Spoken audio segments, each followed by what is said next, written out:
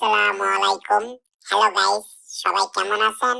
আজ আপনাদের সামনে আমি কাচ্চি বিরিয়ানি নিয়ে হাজির হলাম। আমি প্রথমে 1.5 কেজি গরুর মাংস নিয়ে নিচ্ছি। এর সাথে আমি পেঁয়াজ বেরেস্তা করছি, পেঁয়াজ বেরেস্তা দিলাম। সাথে আমি মাংস সেদ্ধ হওয়ার জন্য কাঁচা পেঁপে শুধু খোসাটা দেবেন, এটা ব্লেন্ডার করে রাখছি। এবং সাথে আমি এর পরিমাপ মতো মশলাটা আমি অ্যাডজাস্ট করে নিচ্ছি। আর এটা সুস্বাদু করার জন্য আমি পাকিস্তানি একটা শান বিরিয়ানি মশলা ইউজ করছি, যেটা আপনারা আগে পরে জানেন নাকি জানি না। এই মশলাটা অনেক ঘ্রাণ আসে। আর মাংস সেদ্ধ হওয়ার জন্য আরেকটা বিশেষ করে জিনিস হচ্ছে কি টক দই।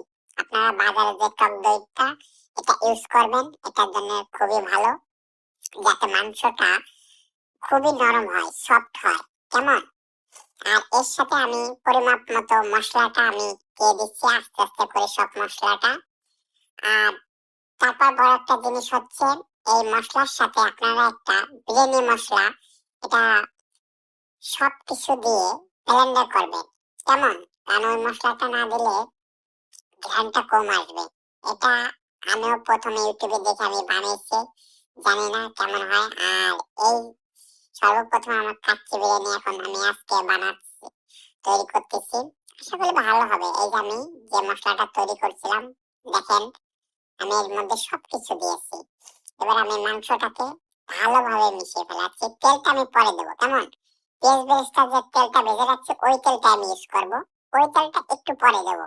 আর ওই তেলটা আগে ইউজ করলে তখন ওই মাংসের সাথে মশলাটা মিশে না। এখন এই যে আমি তেলটা দিয়ে দিলাম, যে পেঁয়াজ বেরেস্তা ভেজে রাখছিলাম, ওই তেলটা আমি ইউজ করছি।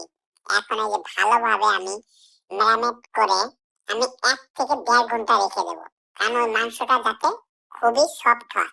আর এর সাথে আমি কিছু ঘি ইউজ করলাম, কারণ কাচ্চি বিরিয়ানিতে অবশ্যই ঘি ইউজ করা লাগে।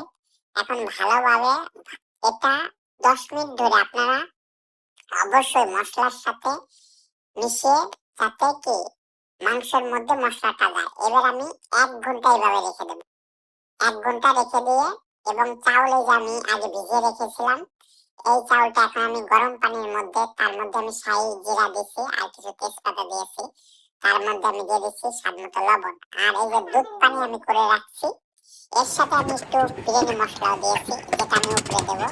এখন আমি মাংসের উপরে চাউলটা দিয়ে দিচ্ছি। কেমন? চাউল আমি 70% সেদ্ধ করছি, যা তারপরে পুরোপুরি সেদ্ধ হয়ে যায়। এখন আমি এর মধ্যে দুধ পানিটা দিয়ে দেবো। কারণ দুধ পানি অবশ্যই দিতে হবে। 1 কেজি চাউলে কমসে কম 300 গ্রাম দুধ পানি করবেন, কারণ তা না হলে মাংস কিন্তু সেদ্ধ হবে না। এবার আমি এই যে আটা দিয়ে মুখটা আটকে দেবো।